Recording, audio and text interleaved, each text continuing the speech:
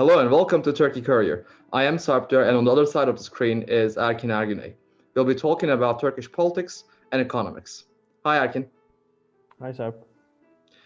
Again, we're going to start off the week by talking about Artsakh, the Armenian Azerbaijani War. The war has been raging on for quite some time, and it seems that the Azerbaijani side is making some gains. The last time we spoke about this conflict, we mentioned the strategic importance between Armenia and Iran, and it seems that Azerbaijani side have deliberately tried to take over the land connection between Armenia and Iran.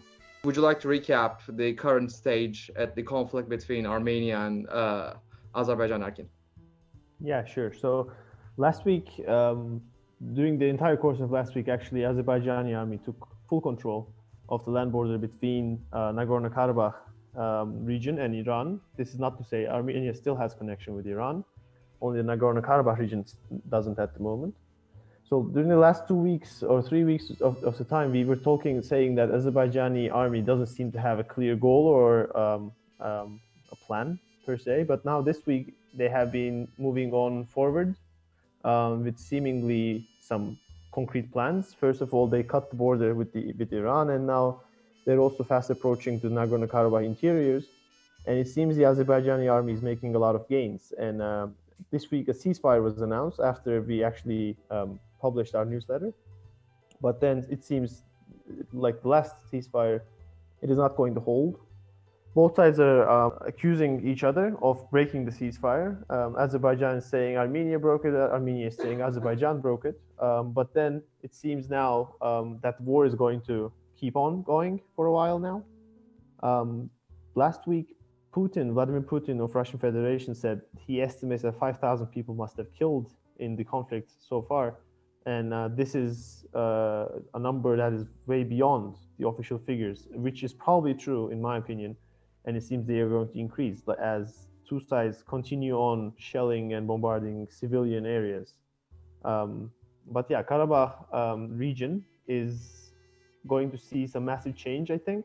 We talked about Azerbaijani armies quite big of advantages over the Armenian army. And it seems these are paying off. This week, we didn't realize there were some claims, but then this week they were substantiated that Armenia is buying Turkish-made drones from Bayraktar company. Armenia. Two drones. No, Azerbaijan, sorry. Did I say Armenia? Azerbaijan. Yeah, so they have been quite decisive, as they have been also in Libya against the Armenian army. And this week also, President of Azerbaijan, Ilham Aliyev, said Armenians could have cultural autonomy under Azerbaijan. But this, I think, is a very absurd claim to believe because you have two sides that have been fighting each other for the last 30 years or so.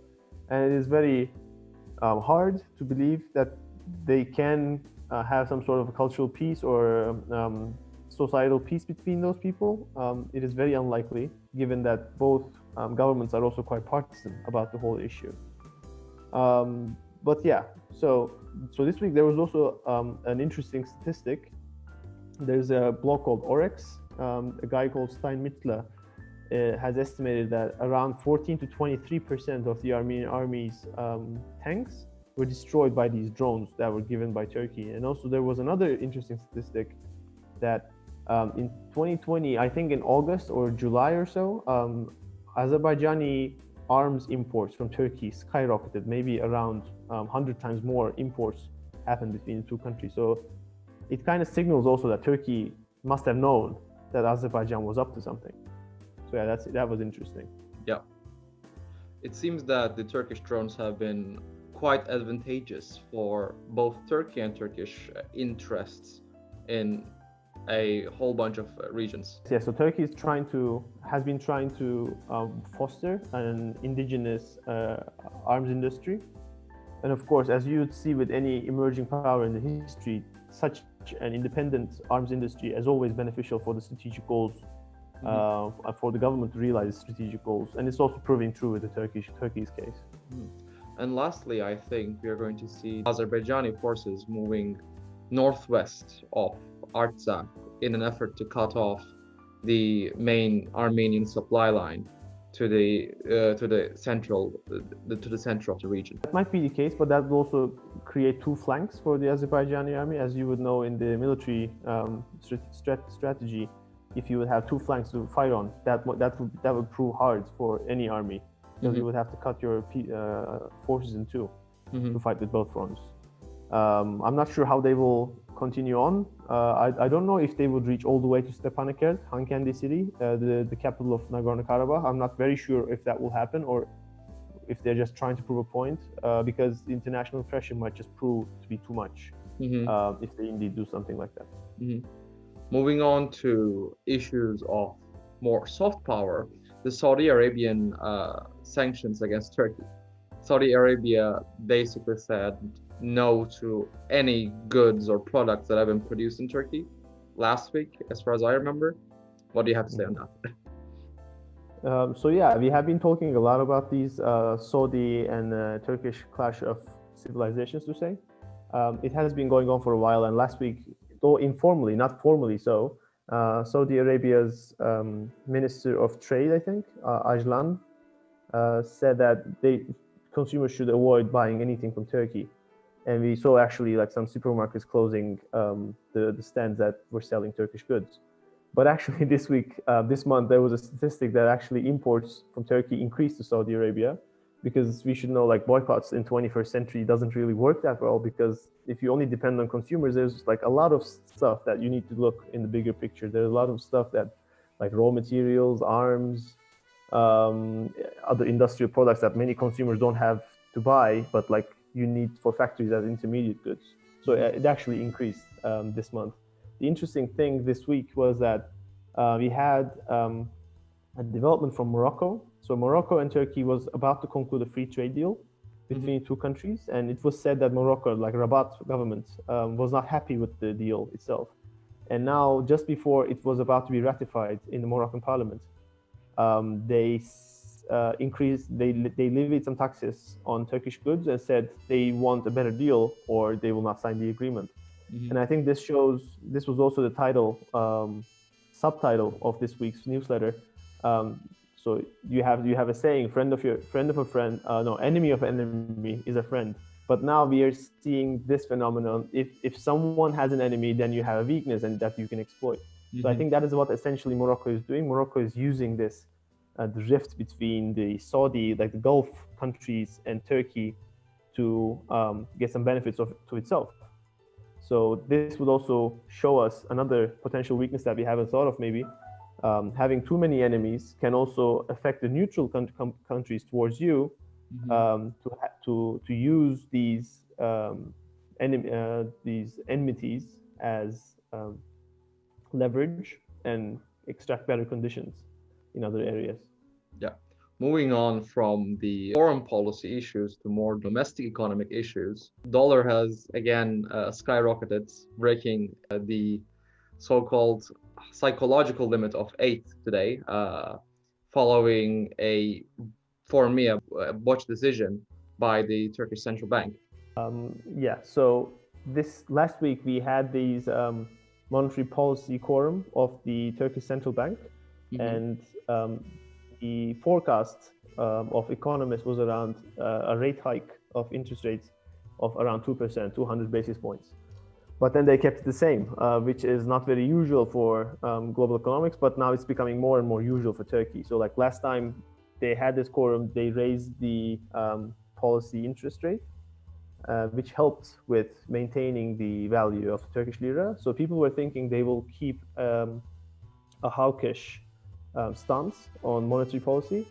But again, this is not proving to be true, because we still can see the effect of the policymakers, effect of Ankara, Erdogan on the monetary policy making. So this, I think in the long run, even in the short run, now we can see it already, it is undermining the trust for Turkish monetary policy. And this is not going to be good in the good term.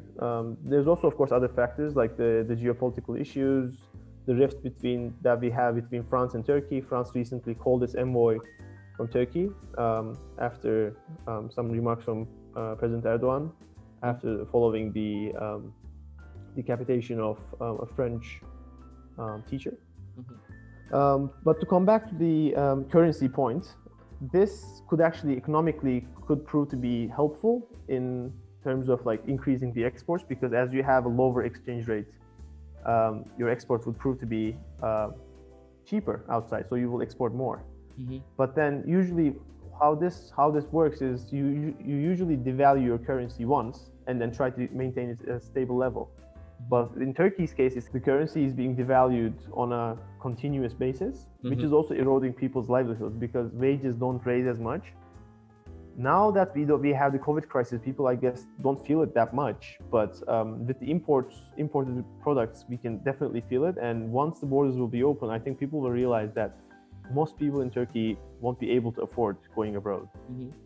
My question here is, do you think the decision to keep the interest rates low was just based on ideological thought by the Erdogan government, which has been basically static ever since the inception of the government? Or do you think is it an attempt at making Turkish exports more competitive? Basically, the question is, do you think there is a rationale behind this decision, or is it purely Yes, emotional? certainly.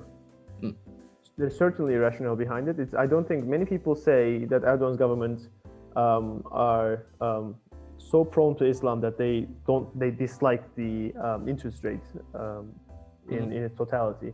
I don't think that is true. I think there's a very clear rationale behind this. Turkish unemployment is quite high. There's the COVID crisis going on, and before that, we already had the economic stagnation. So there's a lot of unemployment. There's a lack of growth, and now they're trying to boost the growth by providing cheap credit to the system, and that is the rationale behind it. But usually, this is a trade-off. You usually have to balance these two. You usually have to balance growth with stability. But I think Erdogan's government has been playing a big gamble, and I think they have been losing at that gamble. Even though we are keeping the unemployment low, this is some sort of political trade-off, because if you have high unemployment, that would return as political frustration towards the government. And Erdogan's government is trying to basically avoid this. I don't think it has a very clear economic rationale behind it, but yeah, it has some sort of a rationale behind it, yes. Taking a small segue before we move on to our final topic, the elections at Northern Cyprus, the Turkish Republic of Northern Cyprus, which has been won by Ersin Tatar with a very narrow margin. Would you like to give some background on both candidates? Yeah, we don't have to go delve much deeper into this, but like Northern Republic of Cyprus basically has two sides. One side is supporting the federated system on the island of Cyprus. So one state for Turks, one state for Greeks, and some sort of framework to bond these together. The guy who won, Ersin Tatar, was a proponent of this side, which also Turkey supports. The other side, Mustafa Akıncı, is in favor of unifying the both sides, which is not supported by Turkey for understandable reasons. So Ersin Tatar won the election, but with a margin of like, he got 52% votes, and Akıncı, the other side, his opponent, got 48%. And in Turkey, this reminded me of the referendum that we had in 2017 with the presidential system. So we also had, I think, 51.8 and something else at the other side, which left us still, the other people, the Erdogan's side said that they have won, but still, after 3 years, we are still debating whether we should return back to the parliamentary system. So I think seeing this and evaluating these elections in Cyprus as a clear message towards what the Cypriot Turks think about the island's future should be is not a viable comment to make. It is still very much unclear, I think, and I hope the Cypriot government does not go on with such slim margins in order to ensure social stability and harmony. And moving on to our final topic of the day, we are back to Idlib again. As always. Yeah, as always. It seems that the Assad regime is making some preparations for a push to finally break the stalemates at the region. I don't think it's trying to break the stalemate, like Assad government at least. But today, actually, there was an interesting development happening. Russian jets bombed an opposition militant camp in Idlib province. I think 34 people were killed. So this shows that, like, again, the conflict over there can flare up. As I said before in the other newsletters, Idlib region is one of the regions, the only region at the moment that Turkey has no plans at all, I think, because of the risks involved. So there are, last time I checked, there was around 3.7 million Syrians living in Idlib, and some proportion of these should be, by logic, opposition to Assad's government. So if indeed Assad's government, Damascus forces, moves on towards Idlib, these people will have no place to flee except Turkey, and Turkey does not really want a second wave of refugees, as Europe does not. So that forces Turkey to keep its army on the ground, to keep the borders and try to reach to a settlement. But it seems a settlement will not be reached because in other parts of Syria, Assad has clearly won. He doesn't seem like he's going to leave the stage for other people. So it is some sort of a tug of war, which doesn't seem to be ending with diplomatic means. I think there will be some sort of a solution found by violence, by conflict. And so this week, Turkey abandoned an observation post that was left in a sea of Syrian army, Damascus army, in a sea of Damascus army controlled regions, basically. So last year, Turkey was holding the line of M5 highway, but then on with the push from Syria, they retreated back to M4, which is a regional highway in Idlib. There were some observation posts of Turkish army that was left in there. They were standing like some islands. But this week we got the news, some reports that Turkey is vacating some of them. So I think they are trying to at least keep some sort of realistic viewpoint. But still, it seems after this COVID crisis and Karabakh crisis and many other crises that we have in Turkey, Idlib crisis is going to welcome us again as one of the biggest problems of Turkish foreign policy. And I think with that, we conclude this week. Thank you so much, Erkin. Yes, so I think it's also good to tell our audience, if any, still like listening to us on a weekly basis.